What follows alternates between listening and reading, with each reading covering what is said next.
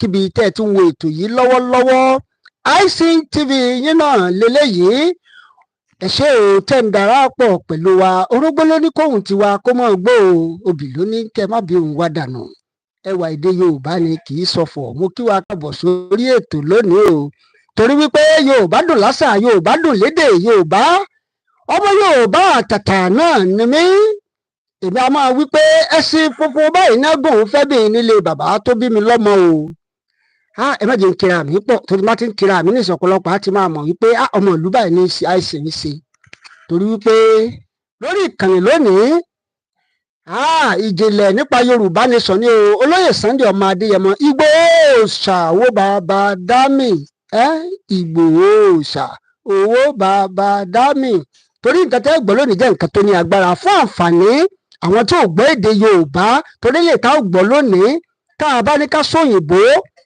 a ní lè communicate dáadáa síbi tó yẹ ká tẹ̀ ẹ́ sí ìdí nìyẹn tó fi jẹ́ pé Yorùbá ló bá dé lónìí ká má mọ confuse àwọn èèyàn tó ń gbọ́ wa for those of you that are our English listener and English audience you may probably bear with me for some minutes because this message is purposely for Yoruba and you may not be able to because the speaker is in Yoruba so I may probably interpret later but nǹkan tí what you want to hear is basically for Yoruba nation and it's for Yoruba audience please just bear with us you may not be able to but we may interpret later so ẹ ṣé o thanks torí pé nǹkan tá a gbọ́ lónìí jẹ́ nǹkan tó ní agbára ní kọ́kọ́ júbà náà kí n júbà náà lọ́wọ́ àwọn tó lóyìnbó dé wípé they should bear with us because later I may interpret it because the speaker is in Yoruba so ẹ ṣé o náà lórí ọ̀rọ̀ Yorùbá nation yìí náà ni ká mọ̀ mọ́ confuse ẹ̀yin èèyàn torí purpose tí ètò yìí wà fún ni wípé kí àwọn èèyàn wá lè mọ̀ bó ṣe ń lọ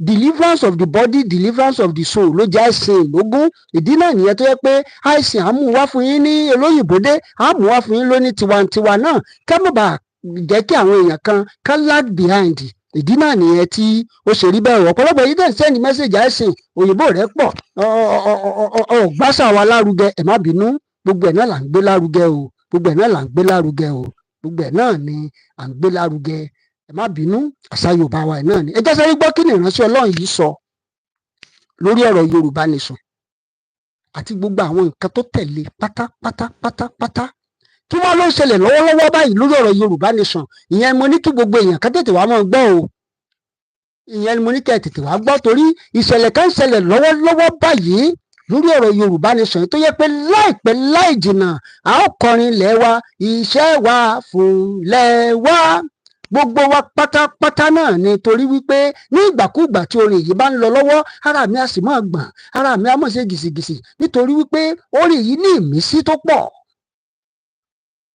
ó ní ìmísí gan ni o ìdí nìyẹn tó yẹ wípé ní ìgbàkúùgbà tí orin yìí bá ń lọ lọ́wọ́ inú mi á mọ̀ dùn ara mi á mọ̀ yá gágá pọ̀ tọ́lọ́pọ̀lọpọ̀ ń pè mí wọ́n sẹ́ndì mẹ́sẹ̀gì àwọn olólùfẹ́ àìsàn ìjọ wọ́n gbàgbé àṣà wa gbàgbé àṣà a ní pé ká kárí àwọn èèyàn àlọ́ǹgì náà ni ẹja sáré gbọ́ o kí ni ìránṣẹ́ Ọlọ́run yìí sọ àti kí ni àwọn ìgbésẹ̀ tó ń lọ lọ́wọ́ báyìí onímọ̀ ní ká sáré gbọ́ náà ẹja sáré gbà bíbá ẹ wọlé. káàkiri agbára tuntun orílẹ̀-èdè Yorùbá fẹ́ bọ́.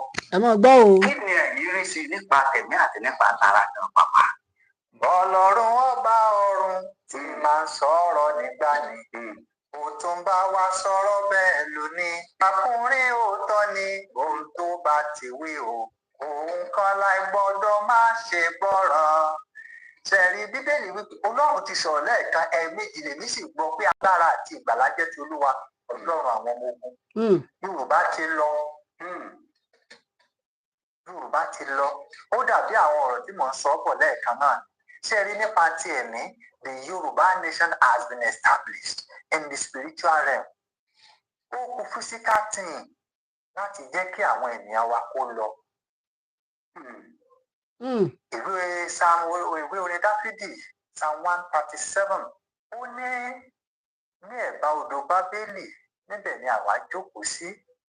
Ó láwọn ọ̀tá wa àwọn tó kó wọn nígbèkùn ó ní ká kọrin Ọlọ́run wọn fún wọn ní ilé wọn láwọn ó sì kọrin Olúwa ní ilé àjèjì. Ṣẹlẹ̀ ní kí Fúlàní kó wá máa kọrin iṣẹ́ wa kùnlẹ̀ wá ìyẹn ni pé Olúwa ní ilé àjèjì.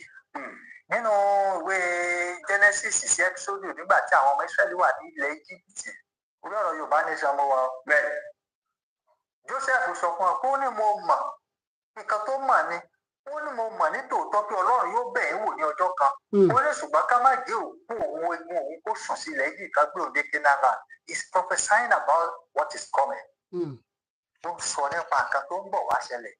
Ṣé rí ọjọ́ kan ń bọ̀ tí àwọn ọmọ Yorùbá ò jí tí wọ́n wà ní orílẹ̀-èdè Yorùbá ní ilẹ̀ Yorùbá. Àmín. Ọjọ́ kan ń bọ̀ tó jẹ́ pé bí ọmọ Yíbò bá wá sí ilẹ̀ Yorùbá yóò gba pass kó tó kọjá wá. Ọjọ́ yẹn ń bọ̀ bẹ́ẹ̀ ni Olúwa Ọlọ́run àwọn ọmọ ogun wí. Àwọn ìjọba wa àwọn olóṣèlú tó ń gbé pa. Ṣé ń gbọ́ nǹkan tí ìránṣẹ́ Ọlọ́run sọ o wípé ẹ̀sán yìí nínú ẹ̀mí ògbógbó ti parí báyìí torí fọ́nrán yẹn gùn gan-an mo ní mú ọmú wá kéékèèké náà nítorí ẹ̀yin ìtẹ́mọ́ sọ pé kí mọ̀mọ́ gbà wá lákòókò ẹ̀dẹ̀mọ̀ pàwọ̀ ara wa lè tó tá à ń ṣe lọ́wọ́lọ́wọ́ báyìí wípé nínú ẹ̀mí gbogbo iṣẹ́ náà ti parí tẹ́ bá ní nǹkan ti complete wọ́n ti stamp wọ́n ti fi òǹtẹ̀lú pé ó ti parí o iṣẹ́ náà ti parí pátápátá Yorùbá nation no going back ni torí ọ̀rọ̀ pọ̀ tí ìránṣẹ́ Ọlọ́run yẹn sọ wípé ní inú ẹ̀mí wọ́n parí gbogbo ètò gbogbo nǹkan tó yẹ kí orílẹ̀-èdè ó ní pátápátá ó ní wọ́n ti fi òǹtẹ̀lú wọ́n sì ti parí ẹ̀ ṣùgbọ́n kí ìránṣẹ́ Ọlọ́run wá sọ ni wípé ó tó àkókò báyìí láti gbé àwọn ìgbésẹ̀ wípé ìgbésẹ̀ yìí ni ó wà jẹ́ kí orílẹ̀-èdè Yorùbá kó bọ́ sí i. Ẹ bá olóyè Sunday ọmọ Adéyẹmọ sọ̀rọ̀ ẹ bá àwọn Mr. Koiki sọ̀rọ̀ gbogbo àwọn world media èmi a máa sọ fún ẹ̀yin èèyàn tẹ́ ń gbọ́ wa wípé eléyìí tó bá ṣe sọ síta a máa sọ síta eléyìí tí ò bá dẹ̀ sì ṣe sọ síta a fi pamọ́ síbi tó bá yẹ kó lọ ni gbogbo ọ̀rọ̀ tẹ́ ń gbọ́ yìí tó ṣe sọ síta ń bẹ̀ òun lẹ̀ ń gbọ́ lọ́wọ́lọ́wọ́ torí pé gbogbo ọ̀rọ̀ yòókù tó jẹ́ àṣírí ó ti dé àwọn ibi tó yẹ kó dé torí etí tó bá gbọ́ àlọ ó yẹ kó gbọ́ àbọ̀ òun náà mo ṣe ń sọ ọ́ fẹ̀yìn èèyàn wa etí tó bá gbọ́ àlọ ó yẹ kó gbọ́ àbọ̀ gbogbo àwọn nǹkan tẹ̀yìn èèyàn wa ń pàkíyèsí àìsàn sí pé àìsàn ẹ sọ báyìí ibi ìbàlẹ ẹ yẹ kẹ́ ẹ ti sọ eléyìí ló yẹ kán sẹ́ǹdì lọ sí gbogbo ẹ̀ pátápátá ó ti lọ appropriate quarters ìdí tí mo sọ pé ká mọ̀ ijó ká mọ̀ iyọ̀ nìyẹn o torí iṣẹ́ náà ti parí báyìí wọ́n kù sọ́wọ́ àwọn èèyàn ṣáwa gan ṣetán ṣáà ṣetán ṣé àwa gan tó jẹ́ ọmọ Yorùbá tá à ń sọ pé ọmọ Yorùbá bẹ́ẹ̀ sà Dr. Wùmí wọ́n ní ọmọ Yorùbá ò gidi ẹ̀yin ọmọ Yorùbá ò gidi ṣe é ṣe tán ṣé mo sọ wípé wọ́n Nàìjíríà yìí náà sì ni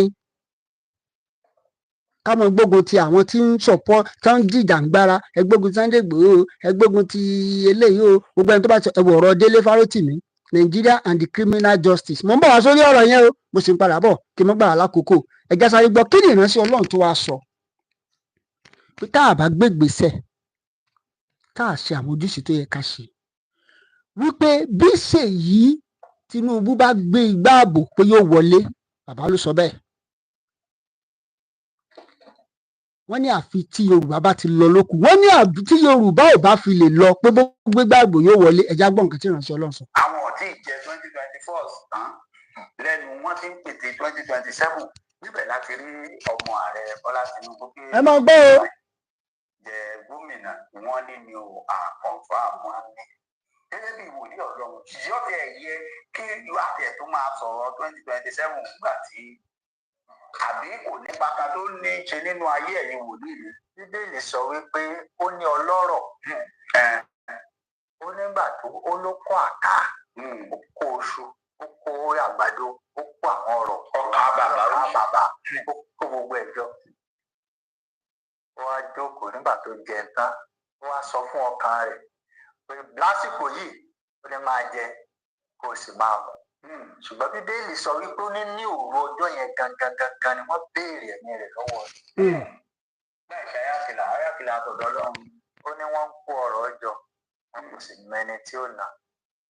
Bíbélì sọ́nà òwe Sáà ó ní ó wù wọ́n bí kí ilé wọn kó wà títí kó pẹ́ títí. Ṣé ẹ rí ọ̀pọ̀lọpọ̀ àwọn olóṣèlú Nàìjíríà ajá àwọn etí wọn ti gé etí méjèèjì wọn kú.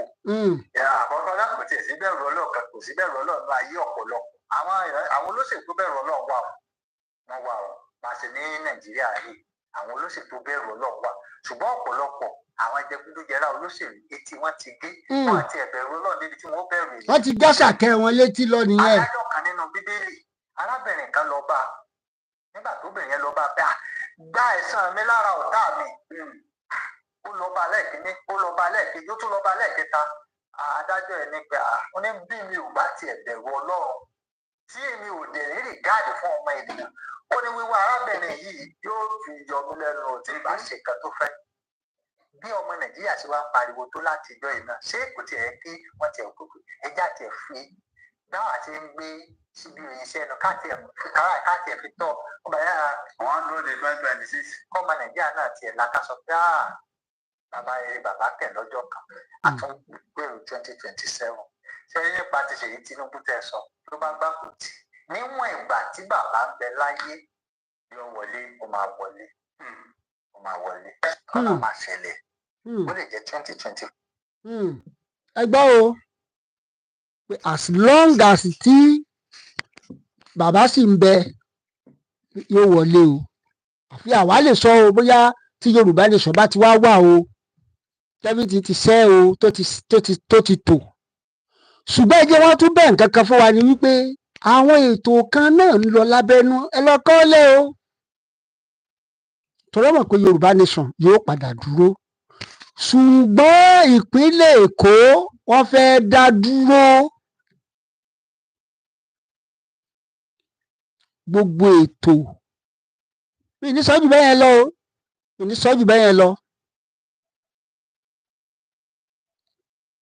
Yorùbá àwa ni ká dúró tán ṣebí kó ti ń palówó lóore náà fún lóye pé Lagos na no man's land o ìgbà tó di pọ́rọ̀ kínní àwọn ọmọ Ìgbò sọ pé àwọn fẹ́ gba ilẹ̀ kí lorúkọ ẹ̀ wọ́n làwọn fẹ́ gba Lagos state ó di pé no Lagos o ilẹ̀ Yorùbá ni o ṣùgbọ́n gba Yorùbá ọba tó dájú wọn máa sọ fún yín pé àwọn náà lè dorílẹ̀-èdè tàwọn náà after all we have our own economy we have our own we are the second largest economy in Africa we are all kìnnì kan economy in the world. Oríṣiríṣiríṣiríṣiríṣiríṣi làwọn nǹkan tó ń ṣẹlẹ̀ ṣètò wá rí rísì ní ìsìtẹ́ gbogbo ayẹ ká dúró tán sìn gbogbo á dúró tán a lè ok ṣé gbogbo àwọn ọmọ Yorùbá tó wà lẹ́kọ̀ọ́ sì ṣàfẹ́rọ̀ wọn sẹ́yìn àfẹ́fọwọ́rọ̀ wọn sẹ́yìn ni ṣùgbọ́n nígbà táwọn tó ń kọ́ńtró wọn bá sọ pé àwọn ò bá Yorùbá ṣe ṣé ẹ fẹ́ fọlọ́pàá gbé wọn ni ìdí tí awareness wa ṣe gbọ́dọ̀ rinlẹ̀ nìyẹn kí gbogbo wa lè mọ̀ wípé kárìn ká pọ̀ lọ́rọ̀ Yorùbá nation yìí ìyẹni ni ṣe nígbà tó wọn Yorùbá ní àkàrà dórí akáyín ó de egun ìgbà tó di pọ̀rọ̀ pé àgbè Yorùbá nation á ṣe campaign Lagos state òun náà kọ́ ni gbogbo ẹ̀ dojúrú ni no o lè wá sẹ́kọ̀ wọ́n ṣe Èkìtì láṣeyọrí Ọ̀ṣun Ọ̀yọ́ Oǹdó gbogbo ẹ̀ ó láṣeyọrí náà that is why everybody needs to come together. Wòlíì tó wá sọ kankan wọ́n fún àwọn ní o pé àwọn rí nǹkan kan tó ń bọ̀ màá sáré play yẹn náà kí n má bàa gbà á lákòókò torí ṣókíṣókí mo fẹ́ sáré ṣe ètò eléyìí ṣókí náà ni àwọn rí nǹkan kan o tó sì ń bọ̀ kí kálukú múra torí kẹrùkẹrù máa sọ pé deliverance of the soul and the body lọ́rọ̀ àìsàn ká máa kárí gbogbo àwọn èèyàn lọ́gẹ̀ẹ́jọ́ ibi tẹ́ ẹ fẹ́ gbọ́ ẹ bá ń kọ́ ọ̀tí ẹ bá ń share rẹ̀ sáwọn èèyàn ẹ ṣé mò ń rí yín ẹ bá ń share rẹ̀ Adémọ́lá Samuel mò ń rí yín bẹ́ẹ̀ ṣe wọlé yẹn ṣe ẹ bá ń share rẹ̀ sáwọn èèyàn torí nǹkan tí bàbá náà sọ ń bí ó tún jẹ́ nǹkan tó ní agbára ẹ ṣé Olúṣẹ́gun mò ń rí yín ẹ bá ń kọ́ ọ̀tí bí ẹ bá ń jù ú sáwọn èèyàn kẹ́ gbọ́ nǹkan tí bàbá sọ o ọ̀rọ̀ ńlá ló wà ń bẹ o fún gbogbo wa kò sẹ́ni tí ó kàn o this one touch everybody including all the English audience the Igbos that are listening. I will interpret this one. This one concern everybody. I will interpret it to English. so that everybody will see it, everybody can hear it. ó lè jẹ́ 2025 2026 àìsàn yẹn ẹ rí i pé ó máa affect skin àwọn èèyàn táwọn èèyàn máa funfun ara àwọn èèyàn máa and àìsàn tá a dẹ̀ ń sọ yìí ó máa wà deadly gan débi pé I saw many people dead mo rí tí ọ̀pọ̀lọpọ̀ èèyàn tí wọ́n kú gan-an àìsàn yìí dẹ̀ ní ìsàlẹ̀ òkun ló ti wá láti ibi tí wọ́n deepest part of the sea tí wọ́n ń pè ní Mariana Trench láti ìsàlẹ̀ òkun ni nǹkan yìí ti ń bọ̀ ṣùgbọ́n ṣe é mọ solution fún sickness yìí orí báwọn olóyìnbó pè ní sí òní share butter wọn á kàn ká sáàmù bíi méjì kan sí i ṣe rí nípa ti ìjọba orílẹ̀-èdè Nàìjíríà yìí mo ti sọ fáwọn èèyàn pé ká má retí nǹkan kan lọ́wọ́ ìjọba Tinubu ká má retí nǹkan kan lọ́wọ́ ìjọba Tinubu ní ọdún tó ń bọ̀ torí pé kò sí nǹkan kan kò sí pọ́lísì tí ó mú ara di aráàlú kí àwọn ènìyàn kí wọ́n tètè san ṣòkòtò wọn kó le ara ìdí yẹn la ṣe pé ìpàdé àdúrà tá a pè ní mystery impartation 1.0 Lagos ààrẹ Bọ́lá Tinubu pé ló ń bọ̀ wá jẹ gómìnà wọn nínú àkànfà. ẹ jẹ́ sáré sọ ibẹ̀ yẹn torí àárọ̀ ọmọ Yorùbá náà tí ò gbọ́ Yorùbá yẹn dáadáa. What the man of God said there is that pé àwọn rí onínú ìṣípayá pé ní ọdún tó ń bọ̀ yìí between next 25 and 26 báwọn rí pé àìsàn kan tó máa ṣẹlẹ̀ ó máa gba ìlú kan. There will be a sickness that people's skin will be peeling off white. But he said there is a solution for that. That people should not be panicked because God has already revealed the solution that people should go and get shea butter, ori, get it ready at home. That with some other Bible verses and other things that you are going to do, that everybody will get cured. That people should not be panicked. So I just have to interpret it so that because of our English audience, some of them will say, I see you did not carry us along. You are saying ngbati. That's what the man of God. But the first one that the man of God said is purposely for Yoruba nation audience. So I may not bother to interpret that. But all I just know that both the English audience and the Yoruba audience, we all want Yoruba nation. Yoruba nation. Now, let me quickly go to this place before we round up the show. In Osun State, some of us have had a lot of, you've watched the videos, you've read it in newspaper, what actually happened. There was a boy, or let me say there is a boy, a 17-year-old boy that was sentenced. Or let me say, they said the guy has been in prison for 14 years. That's according to what we had, that he has been in prison for 14 years. And later they now made the judge, after everything, they said the boy should die by hanging to death. And this has caused a lot of noise all over. And let me say this, you know what delivery mean? What he said in this book, Nigerian criminal justice and his system or something. Is it not what is happening now? If Yaya Bello can be walking up and down, moving up and down, Abi, I even read in some dailies that Yaya Bello sue some people again. But now look at the boy. What he said the boy did. They said the boy, stole one fowl with egg. That is how he was. At the age of 17, he was locked up. I think they said the boy graduated from prison, and again, they still want the boy to die by hanging. Nigerian justice system, Abi, Nigerian criminal justice system, and it's a law, Abi. Somebody will steal. What are they encouraging? Somebody will steal billions, and you are telling them that steal more money so that you can escape judgment, Abi. But when you steal little thing, just how much is, like, let's say 40 years ago, how much is a fowl in 40 years ago that you are telling somebody to go and die by hanging? And the judge that pronounced this, I'm very, very sure it must be a mother or a father. If it's a man, it must be a father. If a woman, it must be a mother. So, and that is why we are saying it, that it is time for everybody. He said, to your tent, O Israel. To your tent, O Israel. It's time for everybody. to go. It's time. Because what is happening now, it shows that Nigerian cannot get better. Abi? Thank God for Osun State Governor to intervene. The boy will have just died. Or don't let me use the word so that because of YouTube policy, the boy will have just died just like that. Look at the system. Only the land where injustice prevail. What did the Dele Farutimi say that warrant them to lock him? What did Nnamdi Kanu talking about? Freedom, free my people, and somebody said he was kidnapped. Sunday Igboho dare not enter Nigeria because of this same injustice. He has money in the bank, he cannot spend it. He has car in his garage at home, he cannot use it because of Nigerian system.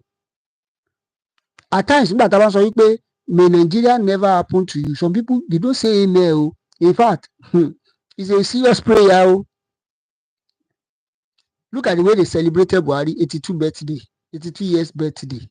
Somebody that bastardized by now. If our justice system, what's the president of Egypt? They said they should go and exhume his corpse because he still has case to answer. Even after his death, he's still answering court case. But in Nigeria, we are celebrating and people are seeing it. So how do you now want people? Somebody that now steal a fowl, you say they should go and the boy should die by anger. He has already spent 14 good years in prison.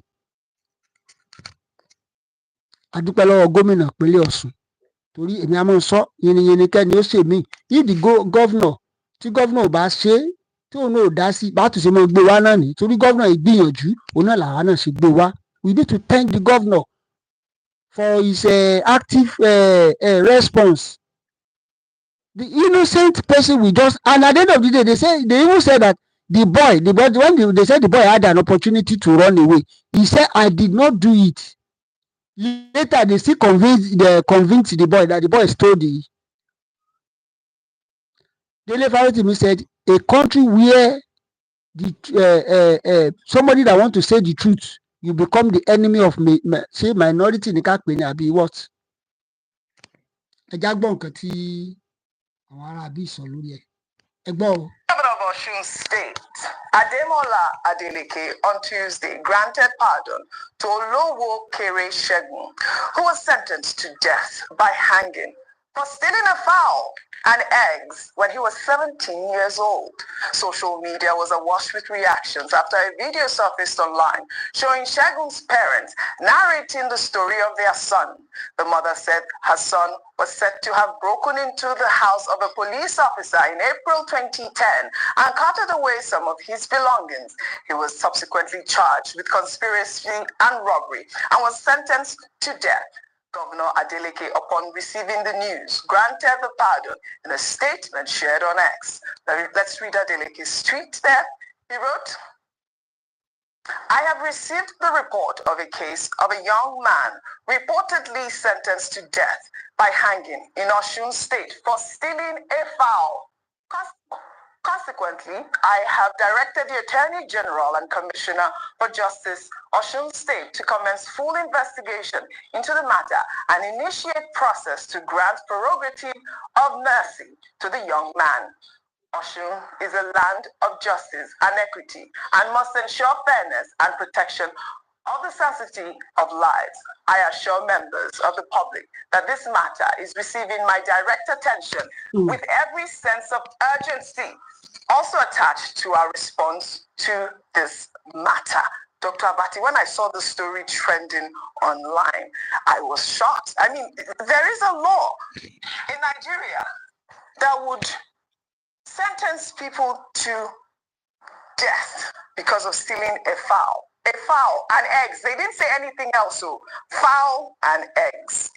Well, I got some clarification when I watched the interview with Biola Adebayo, with the parents of the gentleman.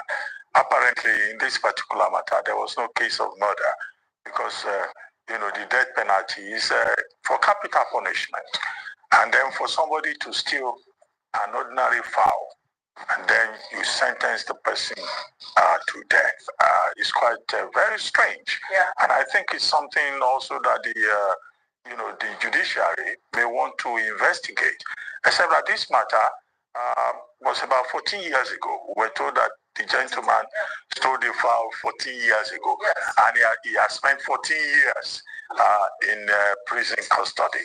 So this just tells you about the distortions in this country, the injustice that we have in this country. People who steal billions are all over the place collecting chieftaincy titles. They are working honors. They are not in jail. It's a man that steals a fowl.